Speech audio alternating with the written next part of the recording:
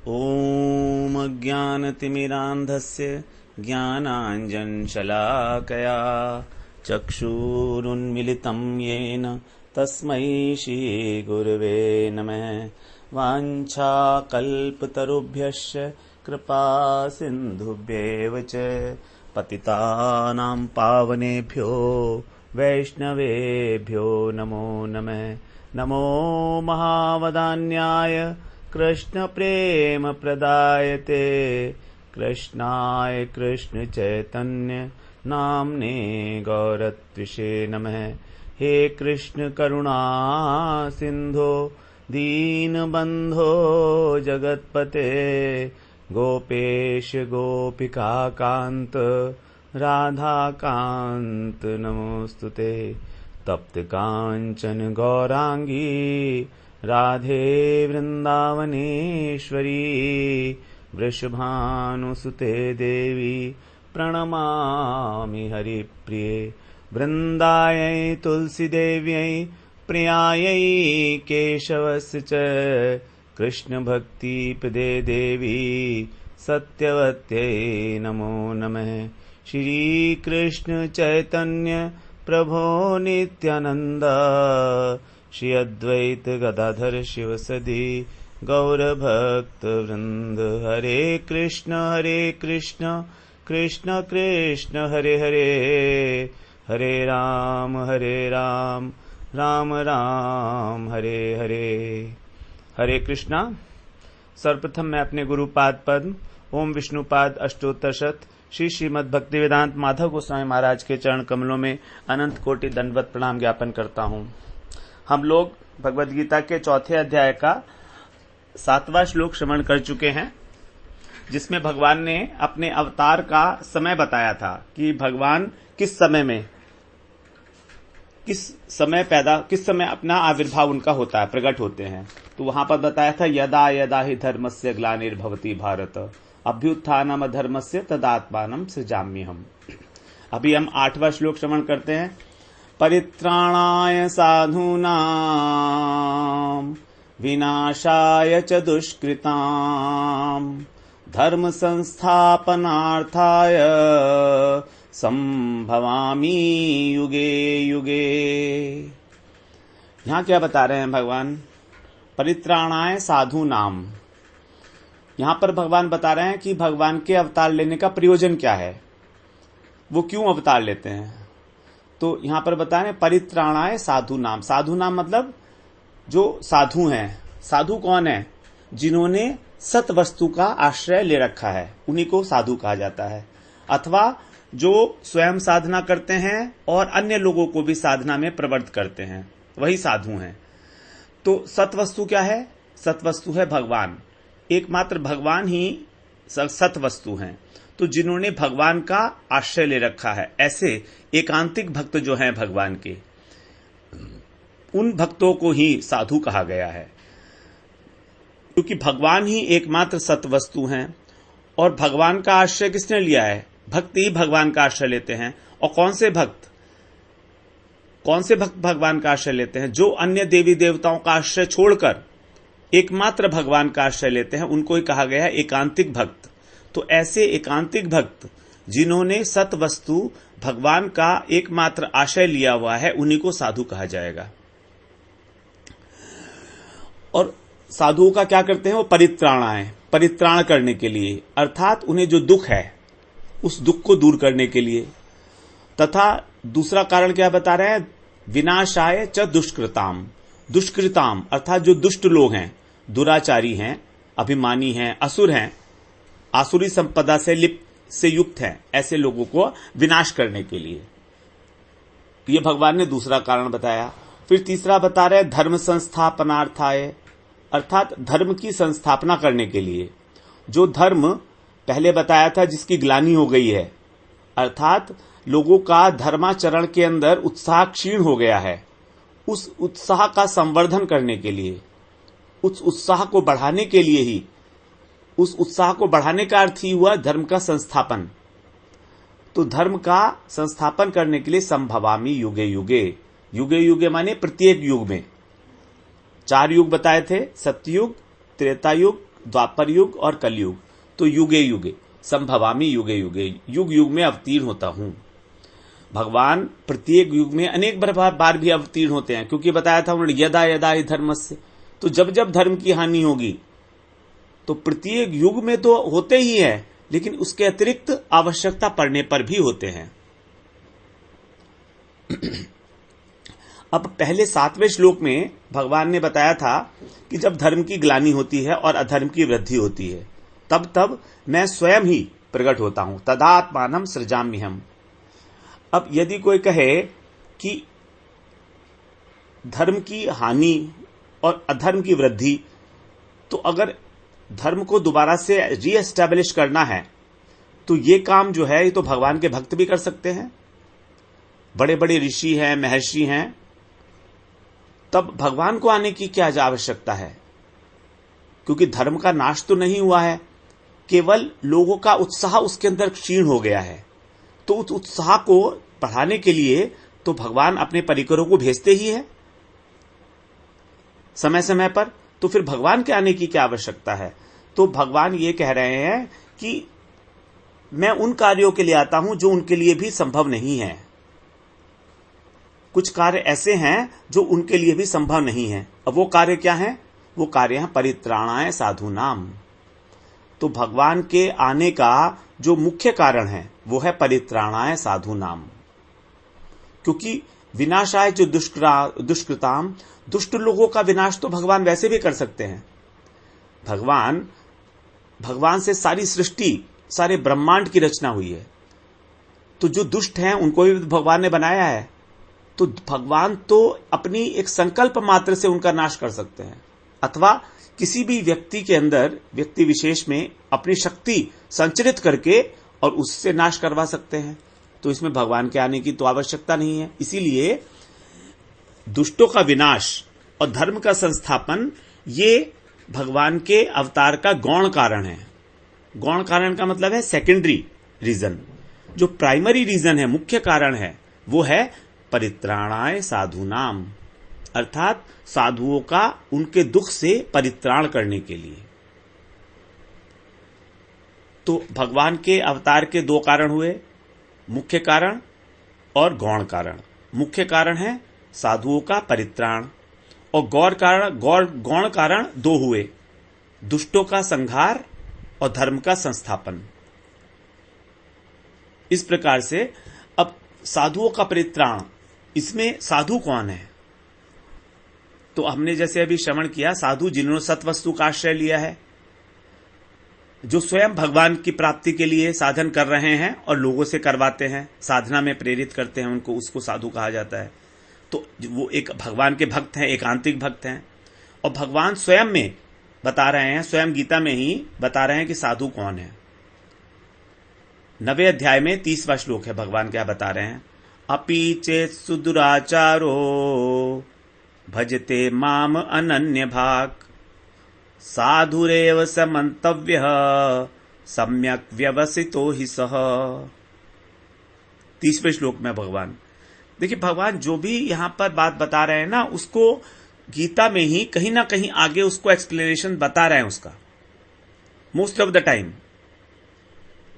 अगर कहीं पर ऐसा कुछ शब्द नहीं भी बताया है भगवान ने गीता में यहां पर, तो उसी बात को फिर भगवत गीता में कहा गया है। उद्धव गीता से हम लोगों ने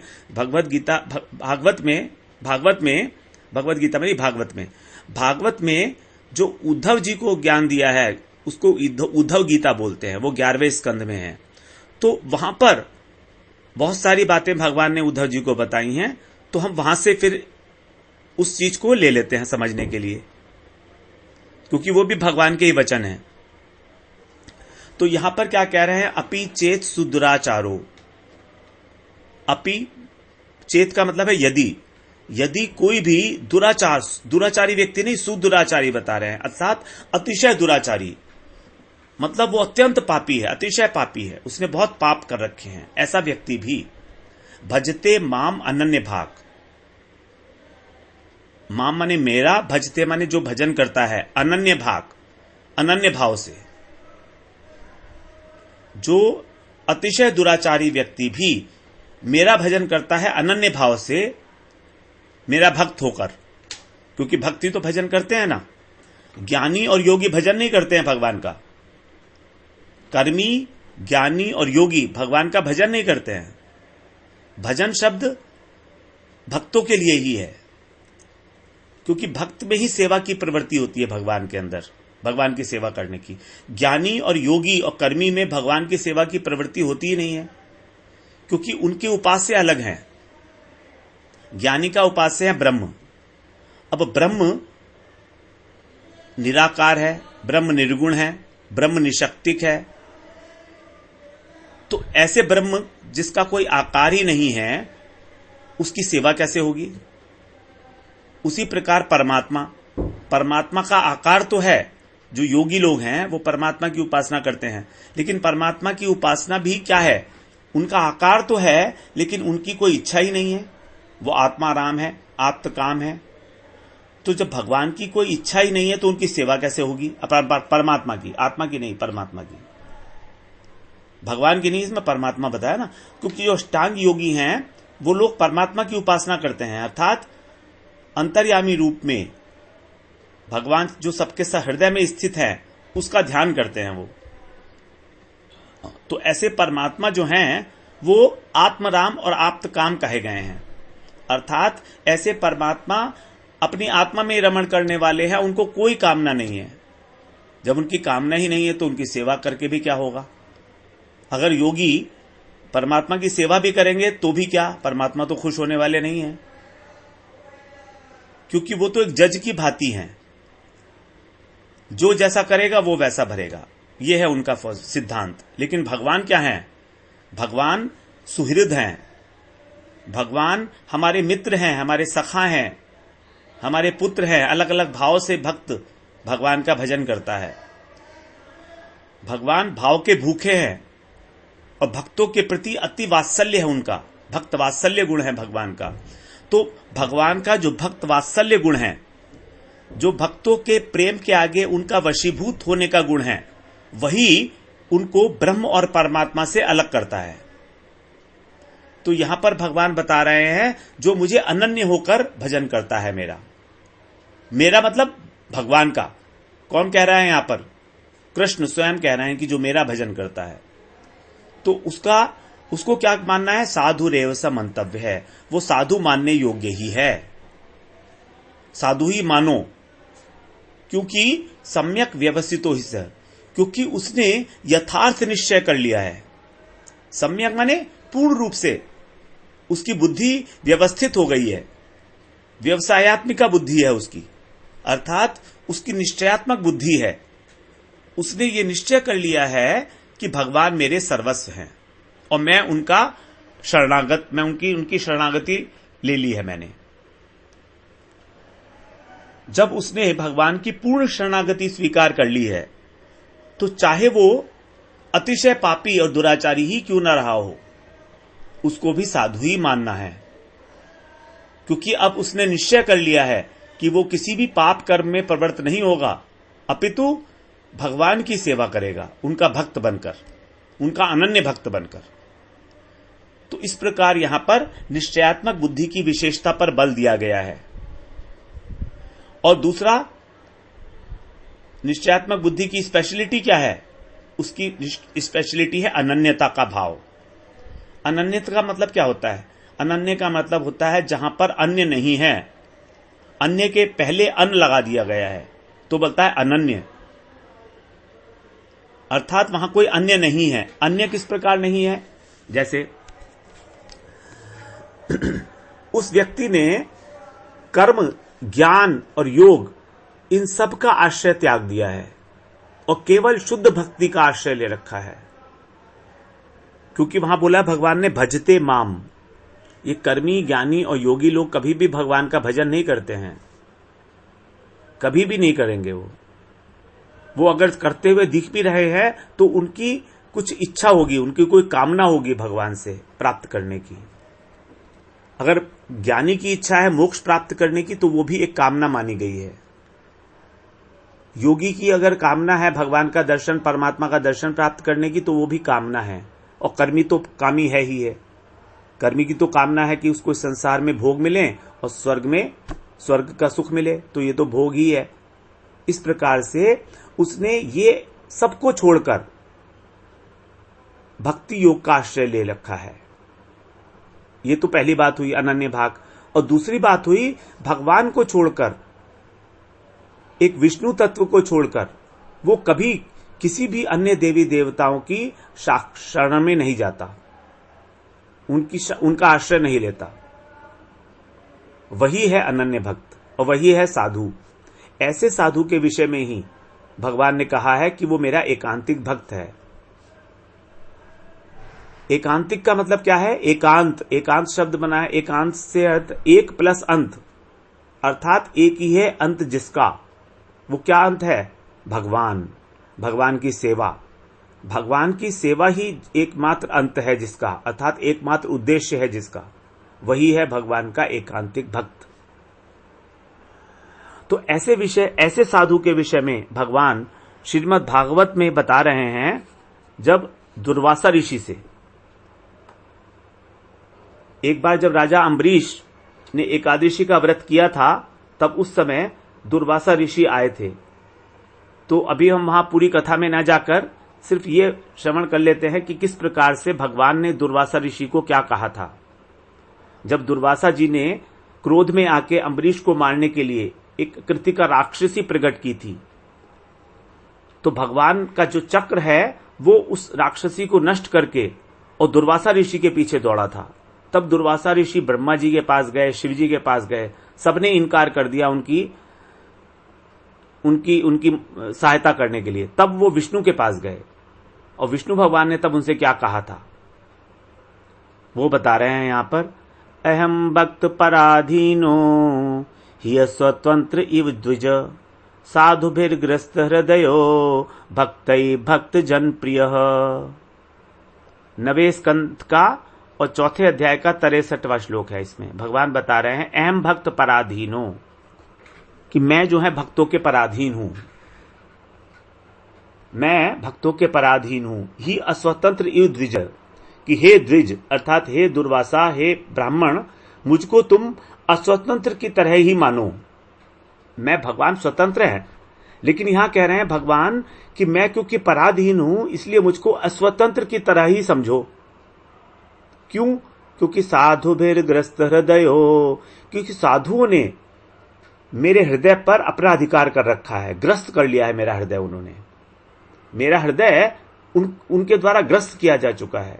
भक्तै भक्त जन प्रिय, और मैं अपने भक्तों के भक्त का प्रिय हूं।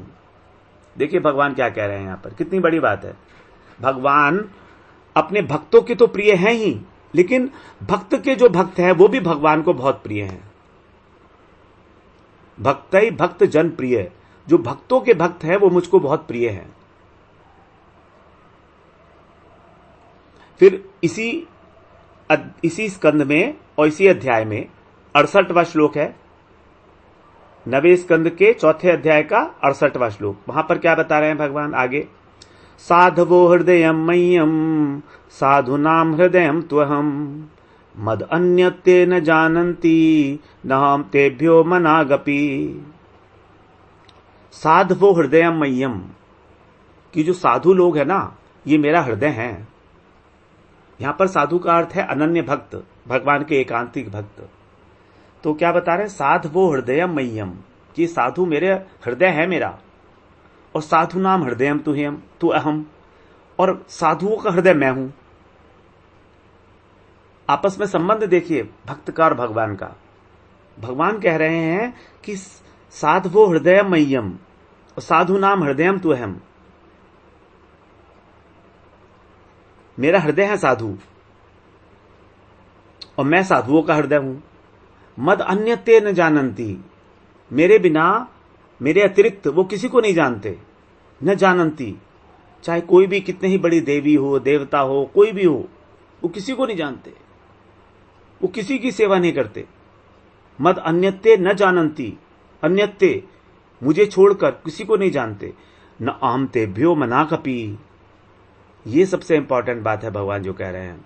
और मैं भी उनके अतिरिक्त किसी को नहीं जानता। लेकिन भगवान ने यहां पर एक शब्द लगा दिया, मनाक। मैं उनके अतिरिक्त किसी को लेश मात्र भी नहीं जानता। मनाक, मनाक का मतलब है लेश मात्र। भगवान कितना महत्व दिया है भगवान ने यहां पर भक्तों को अपने, कि वो मेरे बिना किसी को नहीं जानते मेरे अतिरिक्त, और मैं तो उनके बिना किसी को लेश मात्र भी नहीं जानता, रत्ती भर भी। तो भगवान एकमात्र अपने साधुओं की रक्षा करने के लिए ही इस जगत में अवतीर्ण होते हैं, क्योंकि उनके मन में अपने भक्तों के अतिरिक्त और कुछ भी नहीं रहता है कभी भी। और बाकी सारा काम तो भगवान के जो अलग अलग अवतार है, पुरुषावतार है, वो सब कर लेते हैं। सृष्टि का कार्य भगवान का नहीं है। भगवान का काम है भक्तों का वात्सल्य, भक्तों के प्रति अपना वात्सल्य का प्रदर्शन करना और उनकी सेवा को ग्रहण करना और उनको आनंद देना। यही है भगवान का काम। तभी उनको कहा गया भगवान, जो प्रेम से वशीभूत हो जाते हैं। यही है भगवान की इस विशेषता। ऐसे भगवान के अनन्य भक्तों का दुख क्या है? परित्राणाय। जिसको भगवान कह रहे हैं कि वो मेरा हृदय है, उन भक्तों के हृदय में दुख किस बात का है? परित्राणाय करना पड़ेगा ना उसको। उनका दुख नाश करने के लिए आते हैं, तो कौन सा दुख है उनको? भगवान का भजन करने में दुष्ट लोग उनको बाधा देते हैं, क्या ये दुख है? क्या ये दुख है उनको? नहीं है। उनको ये वाला दुख नहीं है कि दुष्ट लोग उनको भजन करने में बाधा दे रहे हैं, नहीं। उनका दुख है कि भगवान का दर्शन हमको कब होगा। उनका चित्त इतना उत्कंठित है भगवान के दर्शन के लिए, उनको इतना व्याकुल कर देता है भगवान का आदर्शन, कि उनको लगता है कि भगवान का आदर्शन हमारी मृत्यु के ही समान है। साक्षात भगवान का दर्शन न होना, यही साधु का सबसे बड़ा दुख है। और इस दुख को भगवान स्वयं आए बिना नहीं दूर कर सकते। किसी के द्वारा इसको दूर नहीं कराया जा सकता। इसीलिए भगवान उनके प्रेम के वश में होकर स्वयं आते हैं, उनको दर्शन देते हैं, और उनके भाव के अनुसार वैसी ही उनके साथ लीला करते हैं। जैसे किसी भक्त का दास्य भाव होता है, किसी का वात्सल्य भाव, किसी का सख्य भाव, किसी का मधुर भाव, तो उस भाव के अनुसार भगवान के साथ संबंध जिसने जैसा बना लिया है, उस संबंध के अनुसार ही उसके साथ भगवान लीला करते हैं और उसको उस सुख का आस्वादन कराते हैं। तो ऐसे जो प्रेमी साधु हैं भगवान के, जो प्रेमी भक्त हैं, उनका जो विरह है, उनको विरह रूपी जो उनको ताप है, भगवान से जो विरह है उनका, उस ताप का शमन करने के लिए, उस विरह ताप रूपी जो दुख है उनका, उसको नाश करने के लिए भगवान स्वयं आते हैं। यही है भगवान के अवतार का मुख्य प्रयोजन, जो भगवान के आए बिना पूरा हो ही नहीं सकता। और उसी प्रकार कुछ लोग तो ऐसे हैं जो अपने साधन की सिद्धि अवस्था पर पहुंच चुके हैं, उनका जो भजन साधन सिद्ध हो चुका है, और वो अब अपने मन में भगवान का स्मरण करके भाव राज्य में भगवान की सेवा पूजा करते हैं। तो उनको तो भगवान साक्षात दर्शन देकर अपनी लीला के समय में उनको पुष्ट करते हैं, उनको आनंद देते हैं। दूसरे ऐसे लोग हैं जो साधन में लगे हुए हैं, लेकिन उन्होंने भी भगवान का ही आश्रय लिया हुआ है, एकांतिक आश्रय। तो भगवान उन पर कृपा करने के लिए आते हैं। श्रीमद् भागवत में बताया गया है 10वें स्कंद का 33वें अध्याय का 37वां श्लोक, अनुग्रहाय भक्तानाम मानुषम देहमास्थितः भजते तादृशी क्रीड़ा या श्रुत्वा तत्परो भवेत्। यहां भगवान ने अपना मुख्य कारण बताया है आने का। अनुग्रहाय भक्तानाम, मैं अपने भक्तों को पर अनुग्रह करने के लिए आता हूं, उनके ऊपर कृपा करने के लिए आता हूं। अनुग्रह मतलब कृपा करने के लिए। मानुषम देहम आस्थित है, मनुष्य के देह में स्थित होकर मैं आता हूं। क्यों आता हूं?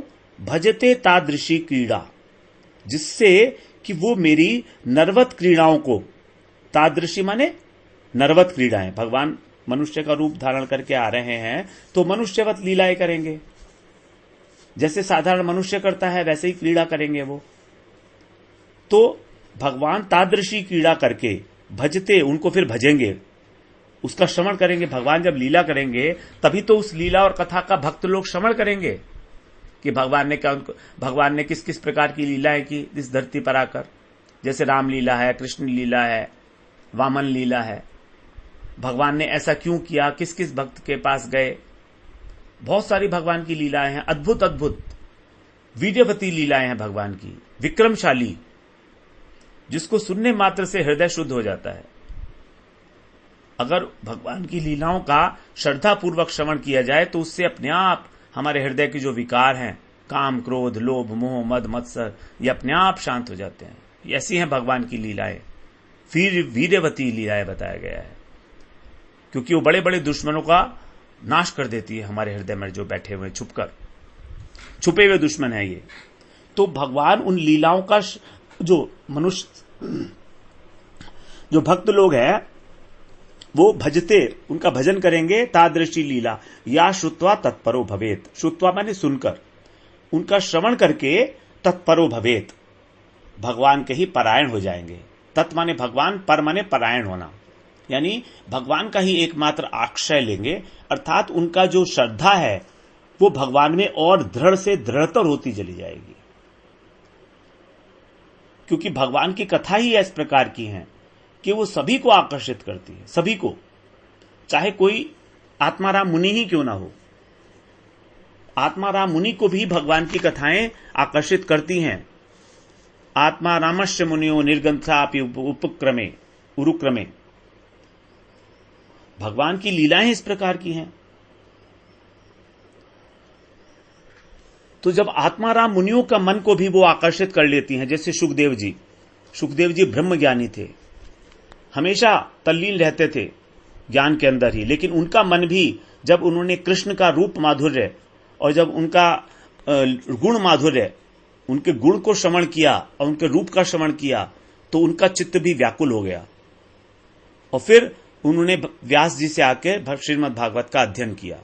ऐसे जो ब्रह्मज्ञानी थे सुखदेव जी, उनके लिए आया है आत्मा रामश्च मुनियो निर्ग्रंथापि उरुक्रमे कुर्वन्ति अहेतुकीम भक्तिम इत्थम भूत गुणो हरि ही।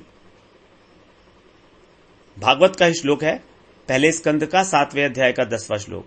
आत्मा रामश्च मुनियो, ऐसे जो मुनि है जो आत्मा राम है, निर्ग्रंथापि उरुक्रमे, वो जो निर्ग्रंथी हो चुके हैं, जिनकी ग्रंथि, संसारी ग्रंथि जिनकी छूट चुकी है, वो भी उरुक्रम भगवान के गुण को सुनकर, ऐसे अद्भुत गुण हैं, कुर्वन्ति अहेतुकीम भक्ति, भगवान की अहेतुकी भक्ति में आ जाते हैं। बड़े बड़े ज्ञानी, बड़े बड़े योगी भगवान की कथाओं को सुनकर बड़े भक्त बने हैं, लेकिन ऐसा कभी नहीं हुआ कि कोई भी भक्त भगवान का ज्ञान और योग की ओर गया हो। क्योंकि भगवान का जो आकर्षण है उनके गुणों का, उनके रूप का, उनकी लीला माधुरी का, इस प्रकार का है कि वो बड़े बड़े मुनियों का चित्त भी आकर्षित कर लेती है। तो साधारण मनुष्य की, साधारण साधक की तो बात ही क्या करनी है। तो वो जब लीलाओं कथा में डूब जाएगा और उन्हीं को एकमात्र अपना उपास्य तत्व मान के उनका भजन करेगा, तब भगवान की उसको प्राप्ति होगी ही होगी। इस प्रकार भगवान इस प्रपंच में अगर नहीं आते तो ना तो राम कथा होती और ना कृष्ण कथा होती। फिर इन कथाओं को सुनकर मनुष्य का उद्धार कैसे होता। इसीलिए भगवान इस पृथ्वी पर आकर और अपने साधुओं के लिए, अपने भक्तों के लिए ऐसी ऐसी लीला करते हैं जिससे उनको भगवान की कथाओं में रुचि होकर और उनका हृदय शुद्ध होकर भगवान की प्राप्ति हो सके। तो ये इसी श्लोक को फिर हम लोग कल को फिर दोबारा से इसको आगे श्रवण करते हैं कि उसमें और क्या क्या बातें आई हैं। वांछा कल्पतरुभ्यश्च कृपा सिंधुभ्यैव च पतितानां पावनेभ्यो वैष्णवेभ्यो नमो नमः।